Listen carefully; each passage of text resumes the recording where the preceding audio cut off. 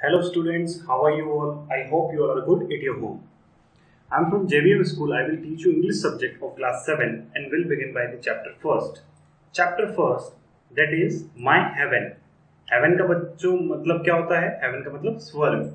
हम किसी भी चीज़ को heaven बोलते हैं तो हम वहाँ उस place, चीज़, things उसको हम अच्छे से enjoy करते हैं. हमें बहुत अच्छी चीज़ लगती है तो हम heaven बोलते हैं.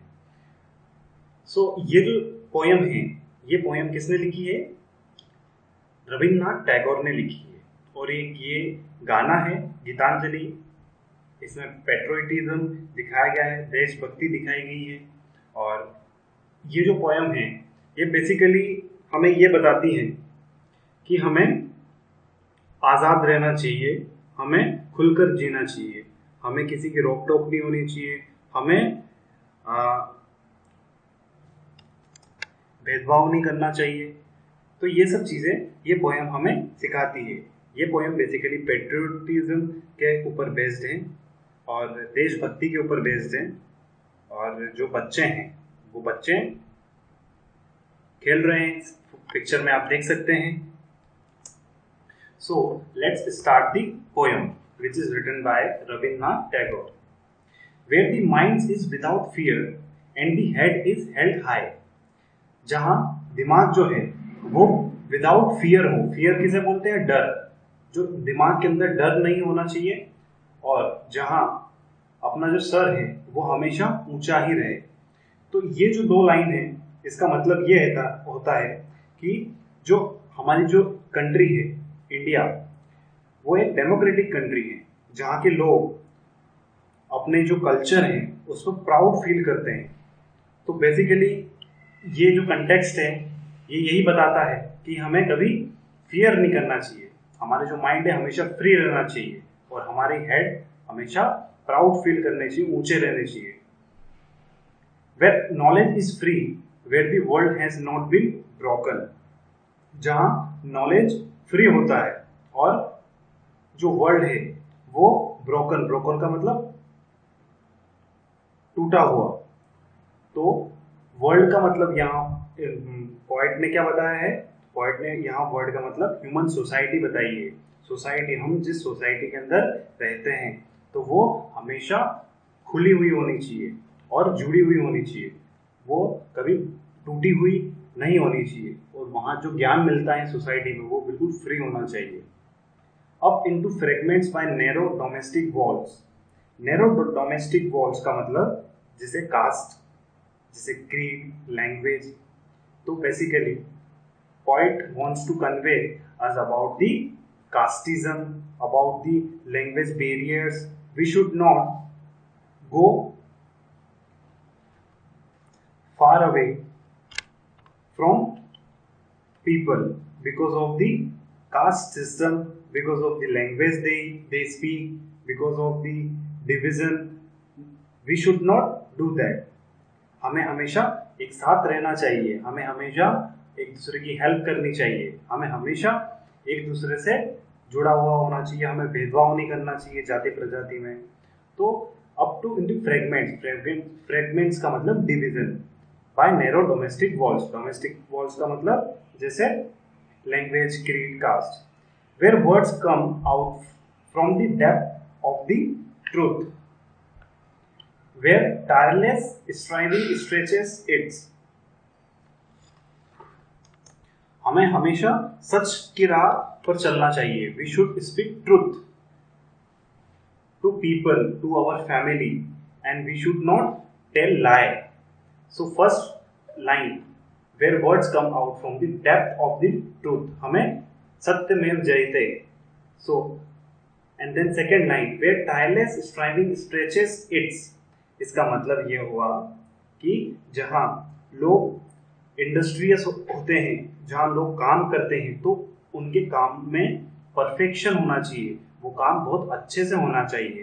तो इसका मतलब, और हमारी जो लाइफ है, लाइफ के अंदर परफेक्शन आना चाहिए. हम कुछ भी कर रहे हैं तो पूरे ध्यान लगा के हमें करना चाहिए.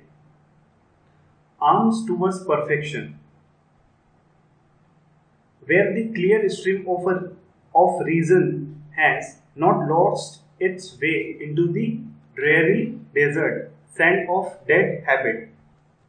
पोएट इस लाइन में ये कन्वे करना चाहता है कि जो हम सोचते हैं, जो हमारी रीजनिंग पावर्स होती हैं, पोएट ने उसे एक क्लीन वाटर से कंपेयर करा है, रिवर के, एक रिवर से उसे कंपेयर करा है। जो हम सोचते हैं वो हमेशा सही सोचना चाहिए, जैसे कि रिवर जो कि साफ पानी रहता है रिवर में, उस प्रकार हमारी सोच भी साफ रहनी चाहिए।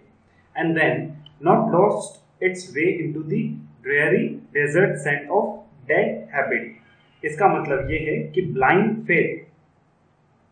फेथ को पोएट ने एक बहुत बड़े फियरफुल डेजर्ट से कंपेयर करा है, जो कि पोएट ने बताया गया है ड्रेयरी डेजर्ट से।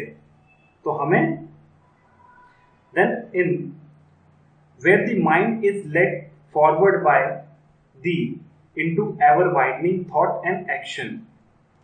इसका मतलब जो लोगों के जो माइंड होते हैं, जो हमारे हम जो सोचते हैं, वो हमेशा एक फ्री और डायनामिक और प्रोग्रेसिव सोच होनी चाहिए, जो कि हमें गॉड से प्रेरणा लेकर हमें चीज़ें करनी चाहिए। हमारे जो एक्शंस होते हैं, हम किसी भी चीज़ को करते हैं तो हमें हमेशा भगवान पर भरोसा रखकर हमें चीज़ें करनी चाहिए। हमें अपने आप पर एक डायनामिक, हमेशा एक जैसी सोच नहीं रखना।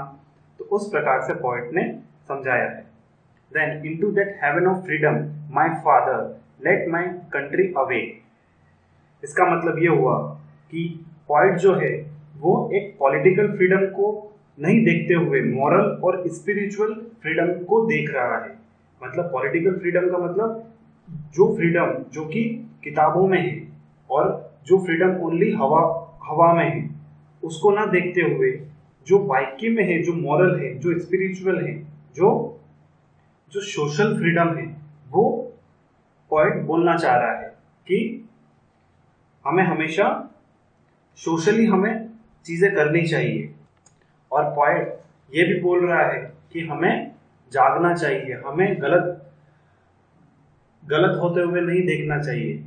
और क्योंकि हम आज़ाद हो चुके हैं, we are now got freedom, so we have to awake and fight for the wrong done by the individual.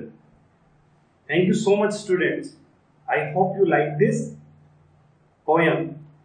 Then this poem is written by Gitanjali R.N. Tagore. So we will learn about the Rabindranath Tagore. Rabindranath Tagore was born on 6th May 1861 in Kolkata. He was educated mostly at home and then in England. वो घर पर ही पढ़े और फिर बाद में वो England जाके पढ़े। By writing poetry he became famous by the age of 17. 17 साल की उम्र में वो फेमस हो गए पोएट्री से। He won the Nobel Prize for Literature in 1913 and was knighted in 1915, but he gave up the knighthood in 1919 in protest against the Jallianwala Bagh massacre. He wrote plays, stories, essay. वो plays भी लिखते थे, stories, novels भी लिखते थे। और Gitanjali is one of his most popular book. He breathe his last on August 7, 1941. August 7, 1941 में उनकी मृत्यु हुई। This poem is basically about the patriotic feelings of the poet. Poet की देशभक्ति की फीलिंग्स इस पोएम में दर्शाया गया है, जो कि हमारे इंडिया के कल्चर पर बेस्ड हैं। और हमारी इंडिया जो एक इंडिपेंडेंट कंट्री है, तो उसमें हमें फियरलेस होना चाहिए, हमें ट्रूथफुल होना चाहिए। ये पोएट ने हमें बताया है। तो ये, और हमें हमेशा नैरो माइंडेड नहीं होना चाहिए, कास्टिज्म से दूर रहना चाहिए और हमें किसी को हेट नहीं करना चाहिए। तो बच्चों, I hope you like this poem and you should have to solve the exercise of this poem by your own. This is very easy exercise. First you will choose the most appropriate answer, multiple choice question, then short answering questions. So you have to write in your fair copy of English. Thank you so much, students. I hope you like this video.